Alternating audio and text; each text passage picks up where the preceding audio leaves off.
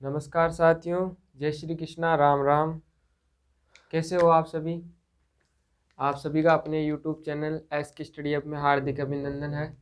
साथियों, आज का अपना जो टॉपिक है वो है राजस्थान के जो जालोर वंश के सोनगरा चौहान थे उनके बारे में आज अध्ययन करेंगे। तो आज का जो अपना टॉपिक है वो है जालोर के चौहान या सोनगरा चौहान। तो बात करें सोनगरा चौहान, तो इनको जो सोनगिरी पहाड़ी के ऊपर जो जालोर का दुर्ग स्थित था, इस कारण इनको एक तो सोनगरा चौहान कहते थे। और जो ये जालोर के चौहान थे, जालोर के चौहानों का जो प्रमुख रूप से बात करें तो इनका जो संस्थापक था वो था कीर्तिपाल कीतू। कीर्तिपाल कीतू था। ये कीतू तो इसका उपनाम था ही। बात करें जो इसने ये किस वंश का मतलब किस शाखा का था, तो ये नाडोल शाखा थी ना, जिसकी स्थापना लक्ष्मण सिंह ने की थी, उस शाखा का था कीर्तिपाल कीतू। तो कीर्तिपाल कीतू ने ही क्या किया, जालोर वंश के जो जालोर के चौहान वंश था इसकी नींव रखी और जालोर में चौहान वंश की स्थापना की। बात करें इसके बाद जो प्रमुख शासक की बात करें तो समर सिंह, चाचिंग देव और फिर कानड़ देव वगैरह वो आएंगे। तो विशेष रूप से जो जालोर के चौहानों में पढ़ा जाता है तो कानड़ देव चौहान के बारे में और बीरम देव चौहान के बारे में ही पढ़ा जाता है। तो आज हम देखेंगे जालोर के प्रमुख चौहान। कौन से? जालोर के प्रमुख चौहान। जालोर के प्रमुख, नहीं दिख रहा, जालोर के प्रमुख चौहान।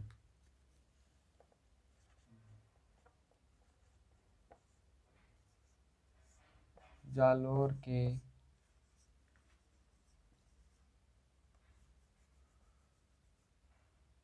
के चौहान। बात करें जालोर के चौहानों की, तो जालोर के जो उपनाम क्या क्या थे, प्राचीन नाम क्या था? तो जालोर का जो प्राचीन नाम था, प्राचीन नाम की बात करें तो जालोर का प्राचीन नाम क्या था? जबालीपुर। क्या था?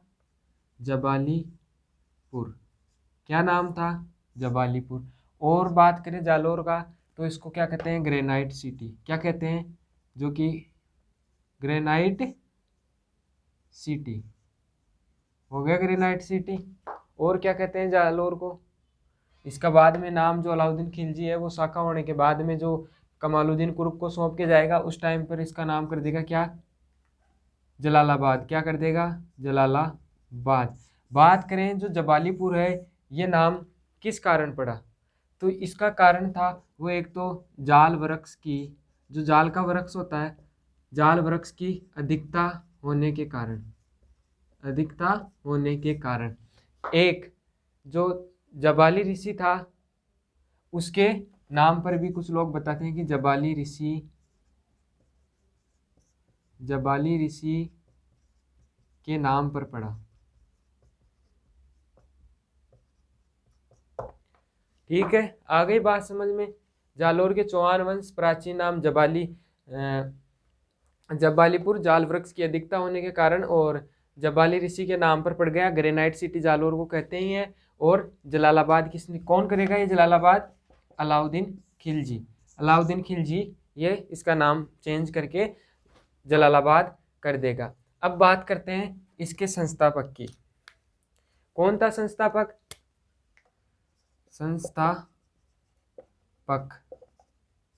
संस्थापक की बात करें तो अभी बताया था, कौन था? कीर्तिपाल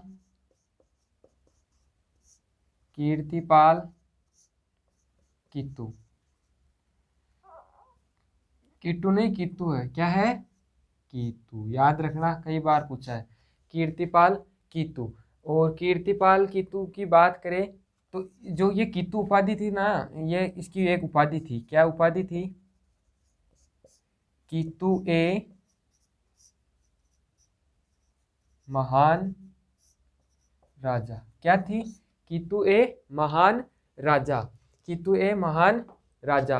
अब बात करें जो ये कीर्तिपाल जो कीतु था, ये नाडौल शाखा का था, नाडौल शाखा का था। अब बात करें नाडौल शाखा की, तो नाडौल शाखा का संस्थापक था वो कौन था? लक्ष्मण सिंह।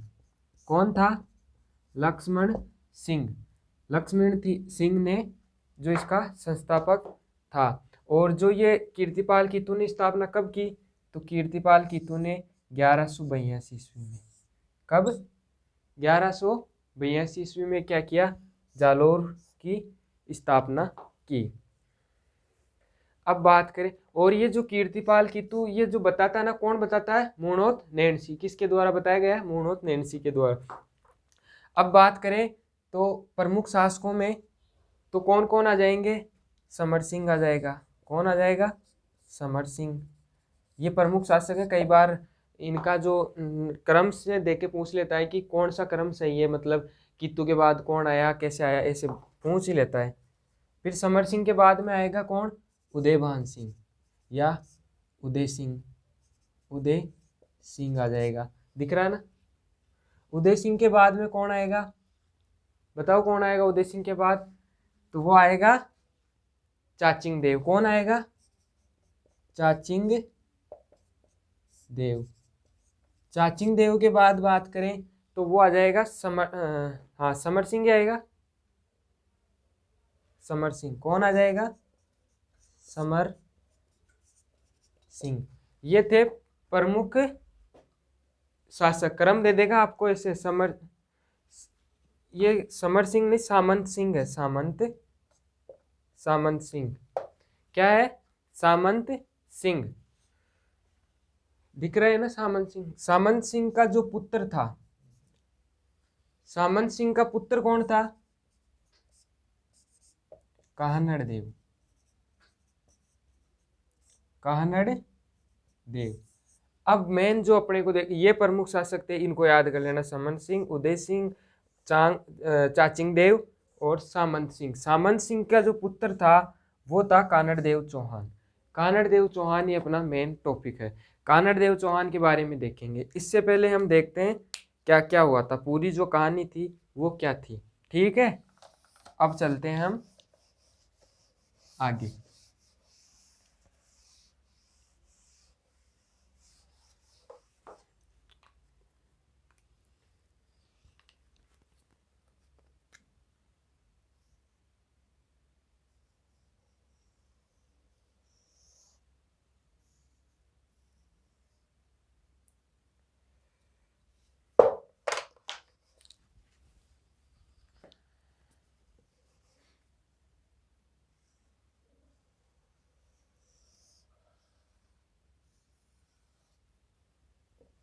ये क्या है? अपना राजस्थान। क्या है? राजस्थान।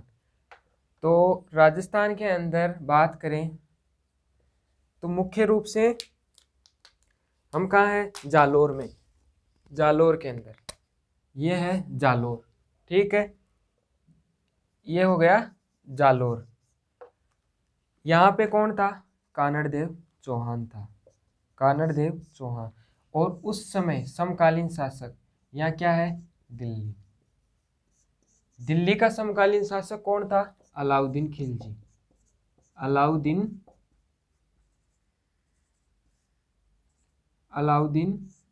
खिलजी। अलाउद्दीन खिलजी।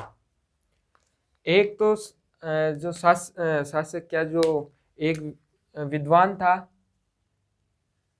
तो मोहनोत नैणसी। मोहनोत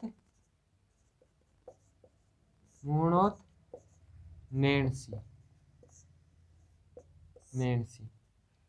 इसकी जो रचना थी वो कौन सी थी? कौन सी थी? नैणसीरी ख्यात। क्या थी? नैणसीरी ख्यात। और दूसरी थी, वो एक फरिश्ता था, तारिक ए फरिश्ता। फरिश्ता था। ये इतिहासकार फरिश्ता क्या बताता है इसकी अभी चर्चा करेंगे हम। फरिश्ता की जो वो रचना थी वो थी तारिक ए फरिश्ता। तारिक ए फरिश्ता। इसमें भी जालोर की जो शासन व्यवस्था थी उसके बारे में उल्लेख है। फरिश्ता की में भी यही बताता।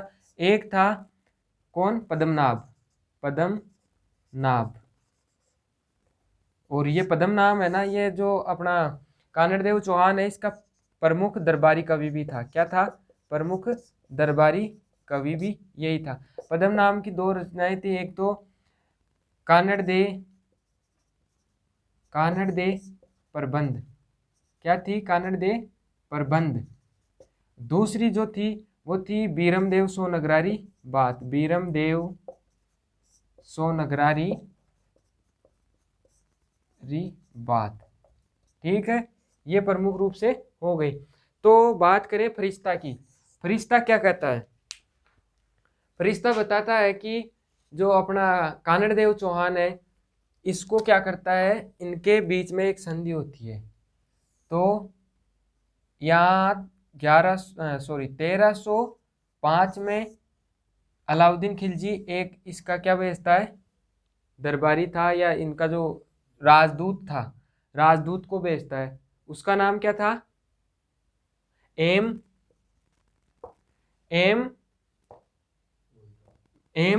मुल्तान, MS मुल्तान ऐसे नाम था उसका। मुल्तान को भेजता है, मुल्तान को वो भेजता है। और इन दोनों के बीच में जो अपना कानड़देव चौहान था ना, इन दोनों के बीच में संधि हो गई। इन दोनों ने संधि कर लिया आपस में। संधि होने के बाद कानड़देव चौहान क्या करता है, अलाउद्दीन खिलजी के पास दिल्ली जाता है। यहाँ जाने के बाद कहते हैं, ये फरिश्ता बताते हैं, यहाँ जाने के बाद क्या हुआ, कानड़देव चला गया। यहाँ जाके अलाउद्दीन खिलजी क्या करता है, इसको उल्टी सीधी बातें बोलता है। इससे पहले क्या करता है, एक सॉरी मैं बताना भूल गया आपको, ये जो अलाउद्दीन खिलजी था ये कानड़देव चौहान को क्या बोल, संधि कब होगी, जब किसी की बात नहीं माने, आपस में समझौता था, तब संधि होती है। तो इससे पहले क्या करता है कि ये जो जालोर क्या करता है, गुजरात जाने के लिए अलाउद्दीन खिलजी को क्या करना पड़ता था, इधर से जाके फिर गुजरात जाना पड़ता था। अलाउद्दीन खिलजी तेल बचाने के चक्कर में क्या करता था, बोला सीधा जालोर होते हुए अपन गुजरात पहुंच जाए।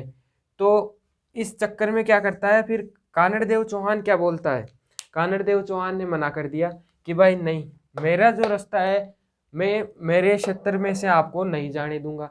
इस बात से नाराज होता है कौन, अलाउद्दीन खिलजी।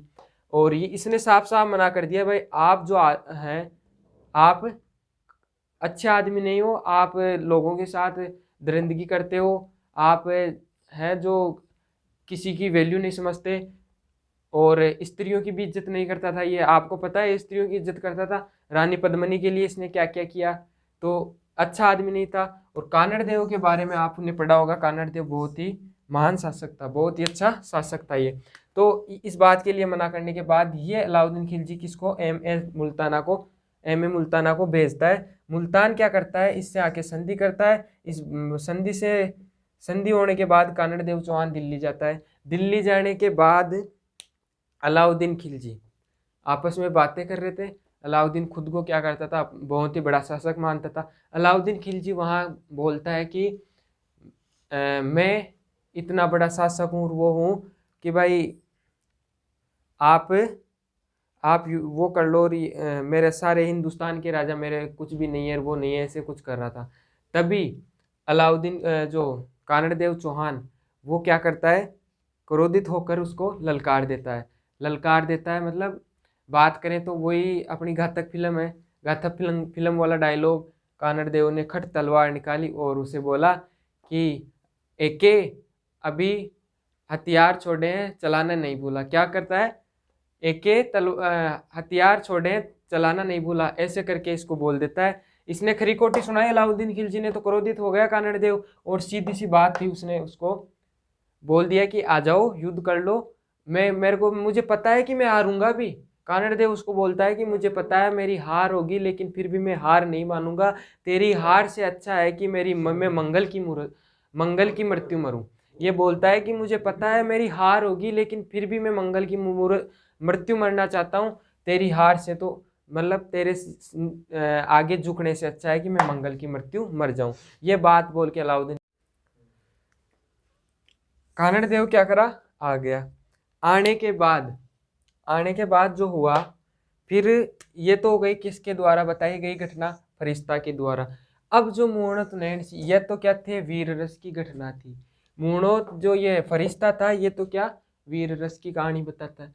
और अपने मूर्णोत नैणसी जी है, नैणसी रे ख्यात में अलग ही बताते हैं प्रेम गाथा। प्रेम गाथा क्या बताते हैं, प्रेम गाथा। इसमें आएगा आपको मजा। अब इसमें क्या होता है, अलाउद्दीन खिलजी को आप सभी को पता होगा, एक पुत्री थी इसकी, फिरोजा। कौन थी, फिरोजा। फिरोजा बहुत ही दीवानी टाइप की लड़की थी। पहली बार देखते ही लट्टू हो गई थी किस पर, बीरमदेव चौहान पर। बीरमदेव चौहान पर, जो कानड़ देव का पुत्र था ना, बीरमदेव चौहान। बीरमदेव चौहान, बीरमदेव चौहान को बताता है कि इनके जो संधि होने के बाद कानड़ देव खुद नहीं गया था, मूर्णोत नैणसी बताता है। मूर्णोत नैणसी जो कानड़ देव चौहान था, इसने अपने पुत्र को भेज दिया अलाउद्दीन के दरबार में। यहाँ जाते हैं, क्या करते हैं, जब सेवा पानी होती है तो फिरोजा इसको चाय पिलाती, इसको और कुछ बोलती, लेकिन कानड़ देव अच्छे स्वभाव का था, इसको पता ही नहीं था प्रेम क्या होता है। तो फिर फिरोजा क्या करती है, उसको डायरेक्ट एक दिन बोल ही देती है कि मैं आपसे प्रेम करती हूँ और आपसे ही शादी करना चाहता हूँ। ये कानड़ देव सुनकर बोला कि नहीं नहीं, आपका मैं नहीं कर सकता, कि मैं हिंदू लड़का और आप मुस्लिम, मैं कैसे शादी कर लूँ आपसे। तो फिरोजा बोलती है कि नहीं, शादी करूंगी तो आपसे ही करूंगी। इस बात को लेकर कानड़ देव बहुत चिंतित हो गए, ओ सॉरी, बीरम देव काफी चिंतित हो गया कि ये क्या हो गया।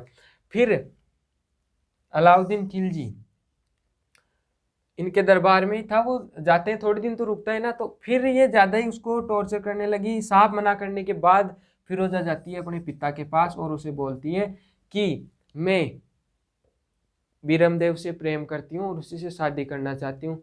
तो ये बोलता है कि ये क्या बोल रही है, कि चलो, फिर ये रोने लिखने लग गई। तो ये तो खुद ही ऐसा ही था, बिगड़ा हुआ ये तो था, ये खुद भी तो ऐसा ही था ना। ये डायरेक्ट क्या करता है, ये भी तो, इसको आप सभी को पता होगा, पद्मिनी को वो जल में जो पानी के अंदर वो पीते हुए देख कर बोलती है कि माशल्लाह, ऐसे करके इसने जो पद्मिनी पे गलत दृष्टि डाली थी। और इसकी जो पत्नी थी चिमना, पता है, चिमना थी ना इसकी पत्नी।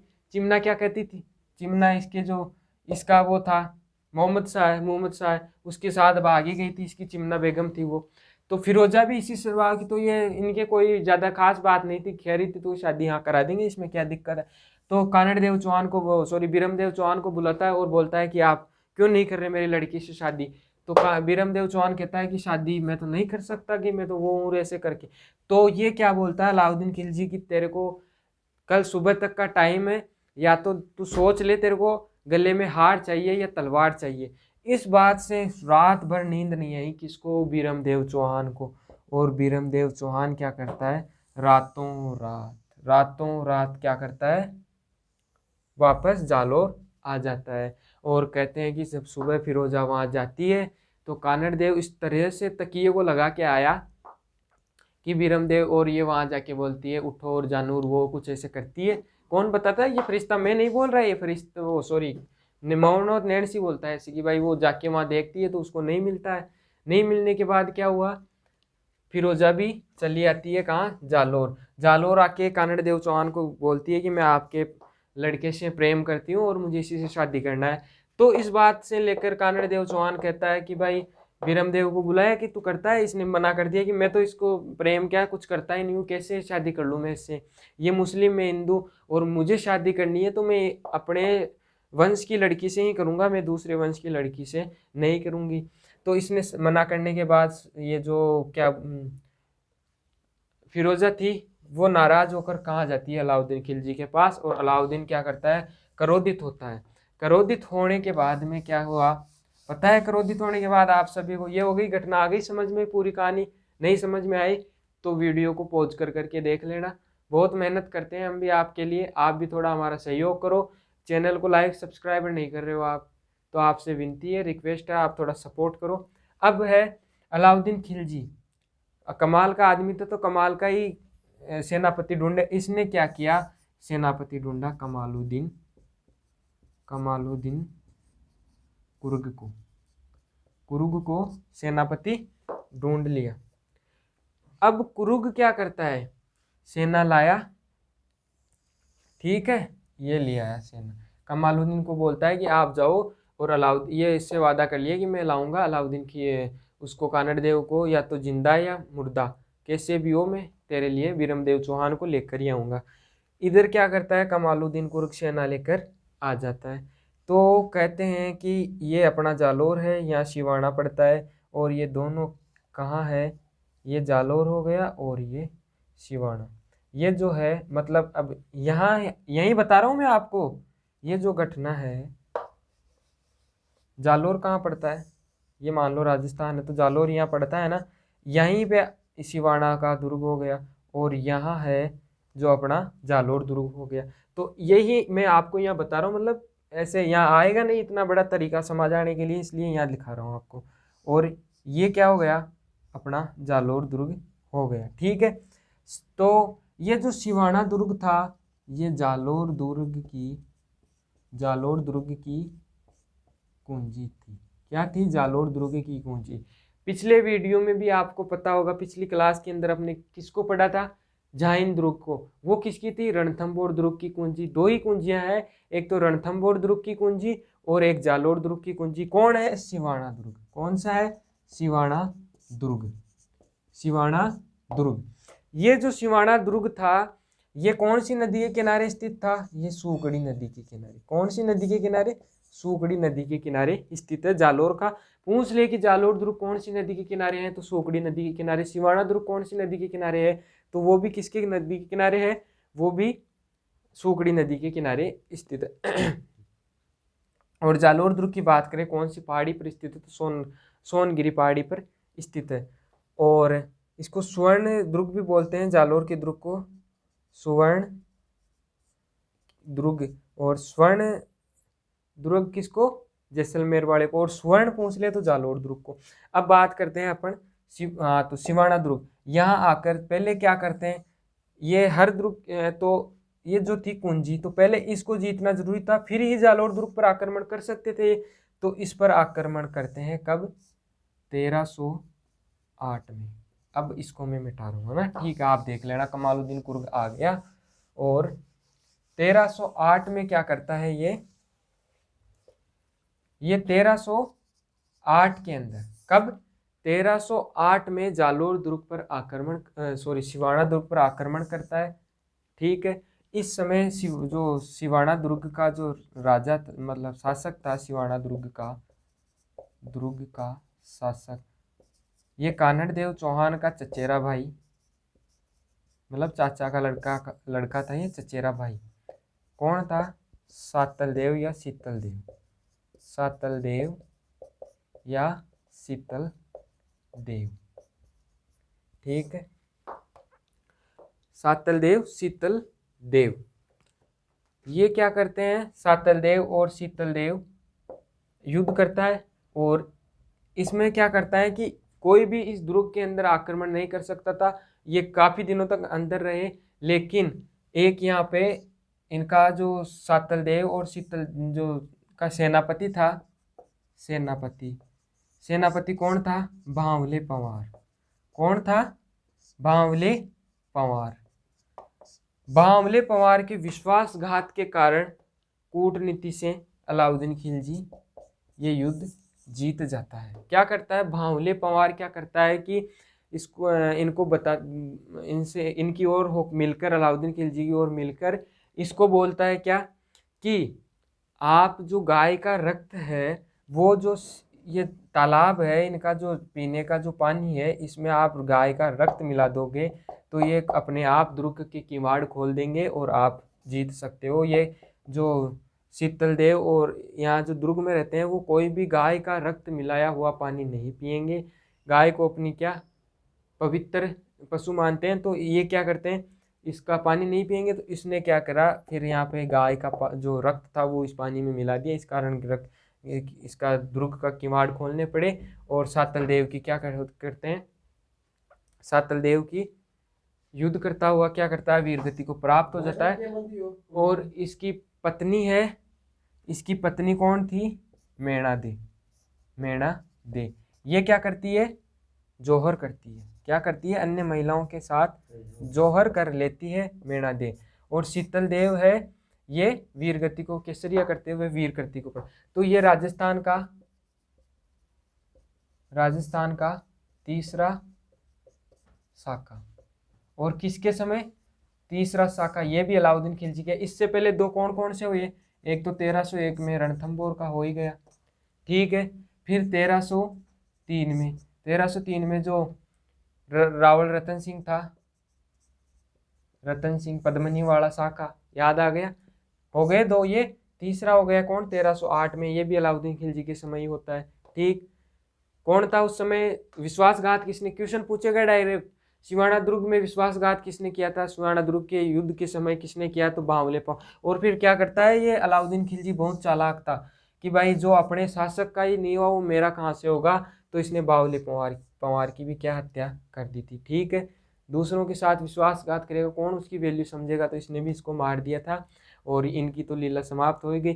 फिर सेना क्या करती है? आगे बढ़ती है, ठीक है। आगे चलें, ये आ गई समझ में बात आपके?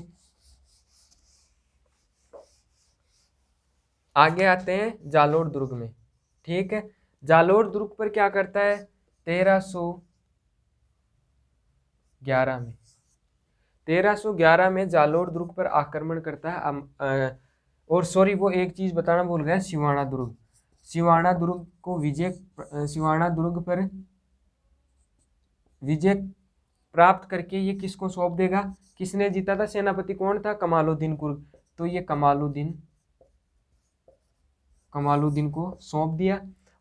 और इसका जो नाम बदलकर जो चेंज किया था वो क्या कर दिया? खेराबाद।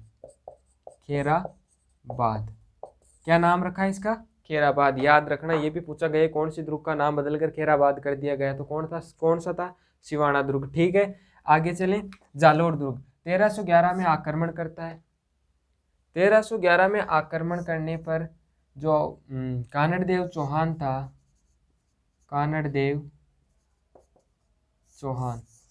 इसने केसरिया किया। और कानड़देव की पत्नी थी कौन? जेतल दे क्या करेगी? ये जौहर करेगी। क्या करेगी? जौहर। कहते हैं कि कानड़देव चौहान ने अपनी जो इनकी कुलदेवी थी आशापुरा माता, उसके आगे अपनी गर्दन काट के उनके भेंट कर दी थी युद्ध करते हुए, और जेतल दे ने जौहर कर लिया था। अब 1311 में बात करें, हाँ, अलाउद्दीन खिलजी ने आक्रमण कर दिया, सब हो गया, ठीक है। यहाँ तक समझ में आ गई होगी आपको। अब 1311 की अंदर ही क्या होता है कि इसका जो यहाँ पे भी कूटनीति के कारण ही अलाउद्दीन खिलजी ने युद्ध जीता था। यहाँ पर एक शासक था बीका, वो इनका सेनापति ही था बीका दहिया। कौन था? बीका दहिया क्या करेगा? बीका दहिया जो जालोर दुर्ग ऐसा दुर्ग था जिसके किवाड़ कोई भी नहीं, आज तक अजय दुर्ग था, किसी ने इस पर मतलब विजय नहीं पा सकती थी, इसका गेट कोई नहीं खोल सकता था। तो हर दुर्ग की क्या होती थी? एक सुरंग होती थी। क्या होती थी? सुरंग। और उस सुरंग का रास्ता किसने बता दिया? बीका दहिया ने बता दिया। जो आपने कहानी सुनी होगी, राय रबाओ रातू गया, तो वो राई जो थी वो रातों रात इसने क्या की, लोगों से ली। और कहते हैं कि जो राई होती है ना, ये तुरंत उग जाती थी, सुरंग में डालती। तो उस सुरंग में राई के माध्यम से इनको सुरंग का पता लग गया। और बीका दैया घर जाके अपनी पत्नी को बोलता है कि आज मैंने ऐसा किया, खूब पैसा मिला है मेरे को, और मैं इसे उसको दुर्ग का बता दिया। तो इसकी पत्नी बहुत ही स्वभाव मतलब अच्छी औरत थी, उसको ये बात सुनते ही बड़ा दुख हुआ। और वो क्या करती है? बीका दैया को ख़त्म कर देती है, इसको सल्टा देती है। और फिर ये दौड़ी दौड़ी जाती है कहाँ? कानड़देव चौहान के पास। कानड़देव चौहान को बताती जो भी घटना घटी थी, भाई आपके मेरे पति ने ऐसे वो जो सुरंग का रास्ता था वो बता दिया है, कुछ समय में आपके ऊपर अलाउद्दीन खिलजी की सेना वो आक्रमण करने वाली है, ये सब कुछ बताती। उससे पहले ही क्या युद्ध होने लग गया। तो ये भी क्या कर सकती थी बेचारी, इसने तो पूरा सहयोग किया था। लेकिन कानड़देव चौहान तो वीर गति को प्राप्त हो ही गया, और जेतल दे ने क्या किया? जौहर कर लिया। और जेतलदेव ने जौहर कर लिया। और इसके 2 सेनापति थे, देवड़ा एक तो देवड़ा था और एक और था, याद नहीं आ रहा उसका नाम। तो मुख्य रूप से ये थे। ठीक है, तो हो गया ये सब। और हाँ, जो ये जालोर दुर्ग का नाम है, अलाउद्दीन खिलजी ने क्या कर दिया, जलालाबाद। अलाउद्दीन खिलजी ने इसका नाम बदलकर जलालाबाद कर दिया। और ये भी किसको सौंप के जाएगा, कमालुद्दीन कुर्ग को ही सौंपेगा। ठीक है, ये प्रमुख रूप से आपको यही बातें थी इसके अंदर। अब करते हैं हम लिखने का काम। ठीक है, आप लिखना भी चाहते होंगे, नोट्स बनाते होंगे, तो आप लिखो। अब सीधा मैं आपको लिखाऊंगा, आप लिखते जाना। ये समझाने की जो बात थी वो मैंने समझा दी है। ठीक है, जालोर दुर्ग वो लिख लिए होंगे, पहले आपको बता दिया था कौन कौन समर सिंह था। चाचिंग देव आ गया, चाचंग देव के बाद में सामंत सिंह आ गया, सामंत सिंह का पुत्र कानड़ देव चौहान हो गया। ठीक है, तो लिखते हैं कानड़ देव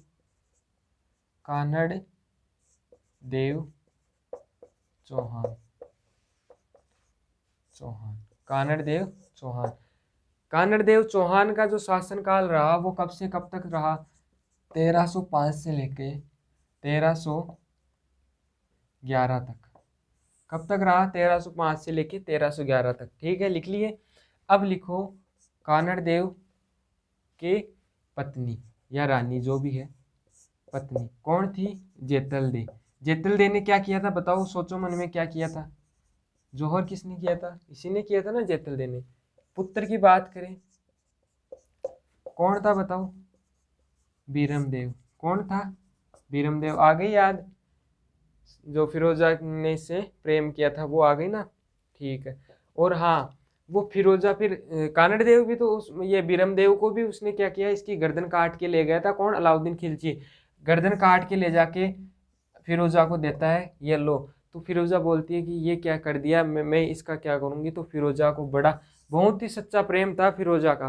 फिरोजा ने इसके सर को लेके यमुना नदी के किनारे जाकर क्या किया, पहले तो इसका अंतिम संस्कार किया, किसका, बीरमदेव चौहान का। और खुद क्या करती है, यमुना नदी में कूदकर अपनी जान दे देती है। और यहीं पे इसका मकबरा भी बनवाया था, किसने, अलाउद्दीन खिलजी ने। तो ये लड़की तो वैसे इसका तरीका गलत था, लेकिन प्रेम सच्चा करती थी। बताओ, मरने के बाद कौन इतना इसको कुछ भी भाव नहीं दिया, कुछ भी इसकी फीलिंग्स थी उसको नहीं समझा बीरमदेव ने, फिर भी इसने कितना गहरा प्रेम किया था उससे। ठीक है, आगे समझ में। ये एक बात छूट गई थी, वो मैंने आपको बता दी। बीरमदेव चौहान हो गया। इसके बाद बात करें इसका दरबारी जो विद्वान था, दरबारी विद्वान, बताओ कौन था दरबारी विद्वान, बताया था अभी, पद्मनाभ। सोचा करो मन में, तब याद होगा, ऐसे नहीं याद होगा। पद्मनाभ की रचना कौन सी थी, ऐसे अपने आप दिमाग में आना चाहिए। क्या थी मैंने आपको पहले बताई थी ना।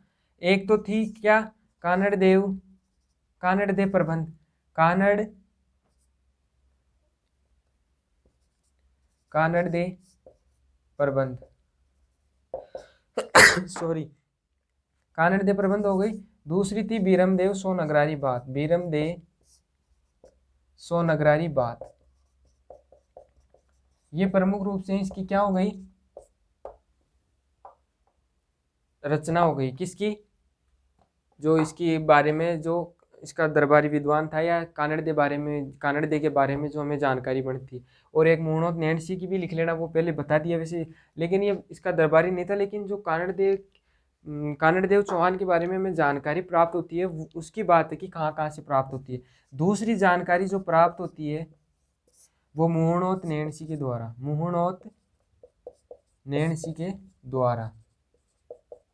नैणसी। और इसकी क्या थी रचना, नैणसीरी। आप स्क्रीनशॉट लेकर कर लेना, वीडियो काफ़ी लंबा हो जाता है तो फिर दिक्कत आती है हमें थोड़ी बहुत। मुहणोत नैणसीरी ख्यात हो गया। फिर एक वो फरिश्ता के बारे में बताया था मैंने आपको, फरिश्ता। और फरिश्ता की कौन सी थी तारीख है फरिश्ता, क्या थी, तारीख है फरिश्ता। और अबुल फजल के बारे में भी मिलता है, लेकिन इनका इतना खास रोल नहीं था यहाँ पे। ठीक है, ये लिख लिया आपने। अब बात करते हैं आगे।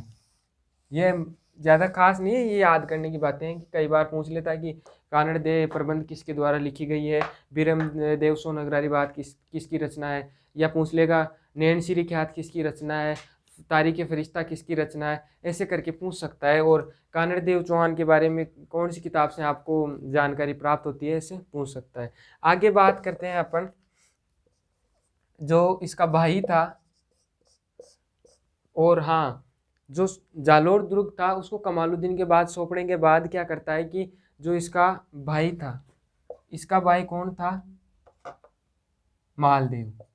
मालदेव सोनगरा।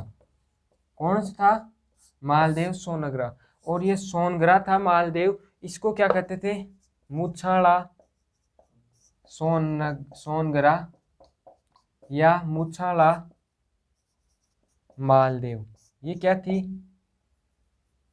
इसकी उपाधि थी, मुछाड़ा मालदेव।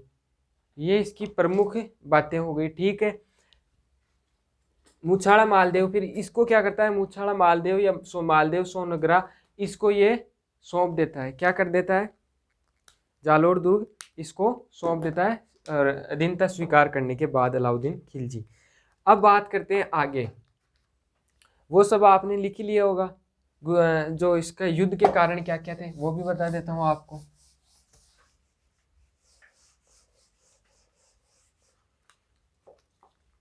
युद्ध कारण, युद्ध होने का कुछ तो कारण था ही।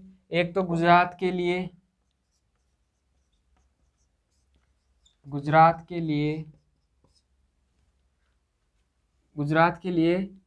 आने जाने के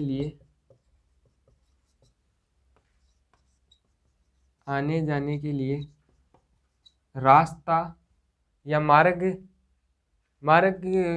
तो चाहता ही होता था ना, के लिए मार्ग हेतु जालोर से सीधा रास्ता चाहते थे ये। दूसरा था, ये भी कह सकते हैं कि जालोर दुर्ग की सामरिक महत्व के कारण। और एक वो बता ही दिया, फिरोजा का बीरमदेव के साथ प्रेम प्रसंग।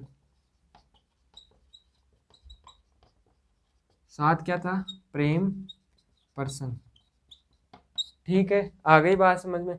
आगे बात करें तो सिवाना दुर्ग को क्या कहते हैं, सिवाना दुर्ग के बारे में पढ़ा था। कब आक्रमण हुआ, सीधा पूछेगा आक्रमण, पहले बता ही दिया, वो वहां से लिख लेना आप, ज़्यादा जो पूरी बात बताई थी मैंने। आक्रमण सीधा सीधा बताता हूँ, सिवाना दुर्ग पर आक्रमण कब किया, 1308 में किया, 2 जुलाई 1308 ऐसे हुआ था। ठीक है, 1308 में आक्रमण कर दिया। कौन था इस समय इसका यहाँ का शासक, शीतल देव। ये क्या था, कानड़ देव का चचेरा भाई था, शीतल देव इसको कहते हैं, वो था। इसकी पत्नी होगी थी मेणा दे जिसने जोहर किया था।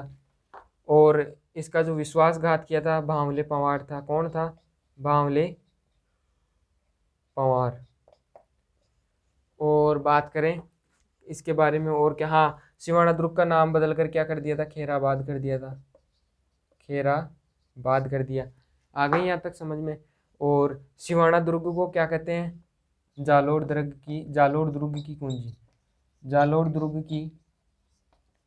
कुंजी भी इसे ही कहते हैं। किसे कहते हैं, जालोर दुर्ग की कुंजी, सिवाना दुर्ग को। और क्या कहते हैं, इनकी शरण स्थली भी कहते हैं, मारवाड़ के शासकों की शरण स्थली, मारवाड़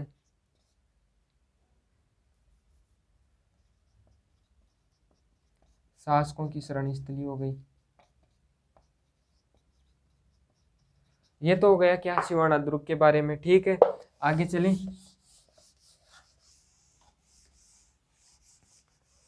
फिर आता है जालोर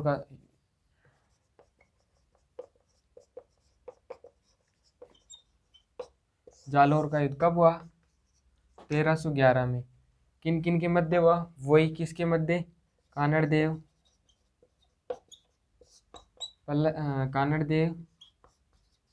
और अलाउद्दीन खिलजी के मध्य। इसका सेनापति कौन था, वो कमालुद्दीन कुर्ग हो गया, कमालुद्दीन कुर्ग, ये था, ये आपको पता है। कमालुद्दीन के बाद क्या करते हैं, ये कूटनीति के कारण, कूटनीति के कारण युद्ध को कौन विजय कर लेता है, ये युद्ध विजय कौन करता है, अलाउद्दीन खिलजी। कानड़देव चौहान हार जाता है इस युद्ध को, और कानड़ कहते हैं कि जो इनकी माता, वो कुल देवी कौन थी, आशापुरा, आशापुरा, आशापुरा माता के इसने अपना जो सिर था वो चढ़ा दिया था। और इनकी पत्नी कौन थी कानड़देव चौहान की, पहले बता ही दिया, जेतल देश ने शाखा वो सॉरी जौहर कर लिया था। और कानड़देव का पुत्र था बीरमदेव चौहान, वो युद्ध करता हुआ वीरगति को प्राप्त हो ही गया था। और ये जालोर दुर्ग का प्रथम शाखा था, ठीक है। और जालोर दुर्ग जो बीका दैया था, इसके विश्वास का, इसका सेनापति कौन था, बीका दैया। बीका दैया ने वो क्या विश्वासघात कर लिया था और उनको सुरंग का रास्ता बता दिया था, आपको पता ही है। फिर बात करते हैं, अलाउद्दीन खिलजी ने जालोर दुर्ग का नाम बदलकर क्या कर दिया था, जलालाबाद। फिर इसने युद्ध जीत लिया तो क्या करेगा, नाम ही बदलेगा, और इसका नाम बदलकर क्या कर देता है, जलाला, ये याद कर लेना, अभी बताता हूँ आपको। जलालाबाद क्या कर देता है, जलालाबाद किसका करता है, जालोर दुर्ग का। और आपको याद होगा सिवाना दुर्ग का क्या करके आया था, ये खेराबाद, खेराबाद, खेराबाद किसका करेगा, सिवाना का। और खिजराबाद किसका करेगा, ये अपने पुत्र खिजर खां को सौंप के आया था, खिजराबाद। और ये किसका करेगा, चित्तौड़गढ़ दुर्ग का, चित्तौड़गढ़ दुर्ग का, चित्तौड़गढ़ का खिजराबाद कर दिया इसने। ये तीन मुख्य रूप से इसने नाम परिवर्तन किए थे। अब मुख्य रूप से आज आपको यहाँ पे मेरी क्लास काफ़ी अच्छी लगी होगी। आज बहुत ही जोश और जुनून के साथ आपको ये जालोर दुर्ग के चौहानों के बारे में बताया, आपको काफ़ी अच्छा लगा होगा। अब मुझे भी आपसे आशा है कि आप मेरे अपने यूट्यूब चैनल को लाइक शेयर एंड सब्सक्राइब करेंगे। साथियों बड़ी मेहनत करते हैं, अभी अभी देख लो रात के समय में हम ये कर रहे हैं, खुद की भी पढ़ाई करनी रहती है। हम मतलब जो हमें जितना हमें ज्ञान है उतना आपको बताना चाहते हैं। तो आपसे बस आशा है आप अपने दोस्तों के साथ शेयर कीजिए, थोड़ा सपोर्ट कीजिए, बाकी और मेहनत करेंगे अपन।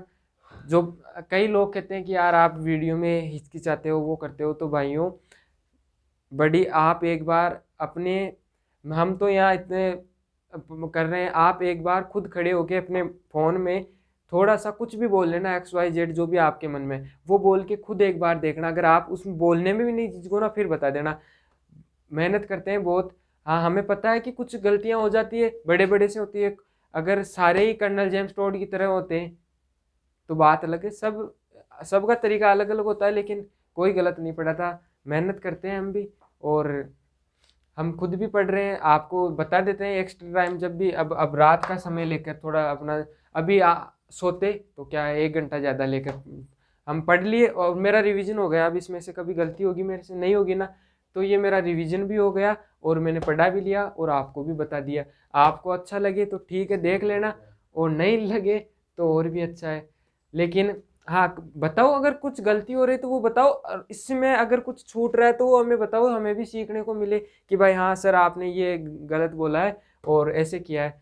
हाँ क्वालिटी वीडियो की है तो हमें हमारे पास कौन सा DSLR कैमरा है कि हम ऐसे सारी, ना तो हमारे पास ये जो क्या बोलते हैं बड़े बड़े कोचिंगों के अंदर लगा के रखते हैं वो इलेक्ट्रॉनिक बोर्ड वगैरह, वो तो है नहीं। जैसा हमारे पास जैसी सुविधा है वो हम आपको दे रहे हैं। अगर आपको अच्छा लगे तो धन्यवाद, वीडियो को लाइक शेयर सब्सक्राइब करना, और मेरी बातों से कुछ आपको बुरा लगा हो तो माफ़ करना। लेकिन यहाँ बहुत दुख होता है जब कोई कमी निकालता है तब। हाँ कमी निकालो, लेकिन सही कमी निकालो, ऐसे नहीं कि भाई उठ पटांग। काफ़ी सुनते हैं लेकिन हमें, हमारे कोई फ़र्क नहीं पड़ता, जो भी बोले बोलो, लेकिन भाइयों आप हमारा सपोर्ट करो। धन्यवाद, जय हिंद जय भारत, थैंक यू।